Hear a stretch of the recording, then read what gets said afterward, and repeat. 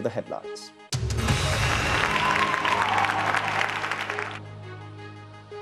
The former Colombian left-wing rebel Gustavo Petro has become the country's first ever left-wing president after winning a second-round vote. French President Emmanuel Macron is set to lose his parliamentary majority following a strong performance by rival parties in the legislative elections. We have achieved the political objective we gave ourselves to bring down the men who with such arrogance twisted the arm of the whole country to get elected. In more headlines, swimming's world governing body effectively bans transgender competitors from women's races. And why Jamaica is pushing ahead with plans to become a republic. Authorities in Macau have ordered mass COVID testing of its residents over the next 3 days after news of 12 infections. Schools are being closed and residents have been told to stay at home. The Chinese territory has been largely successful in shielding its population of 650,000 from COVID.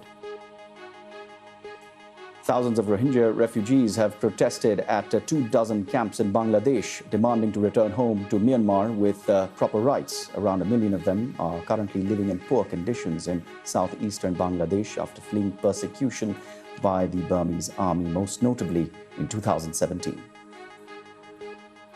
The daughter of the Philippines President Rodrigo Duterte has been sworn in as the country's next vice president. Sara Duterte's inauguration ceremony was attended by the president-elect Ferdinand Marcos Jr., whose father was also president of the Philippines. The UN World Food Programme has warned that it is having to reduce rations for people it supports in Africa because of a lack of adequate funding. The war in Ukraine has driven up the price of commodities, especially because the country was a major supplier of wheat, maize and sunflower oil. In sport, England's Matt Fitzpatrick wins the US Open after clinching his first major trophy, sealing a sensational victory in Boston. Why gorilla populations in parts of Africa are on the rise. We've got a special report this morning from the front line of a conservation success story.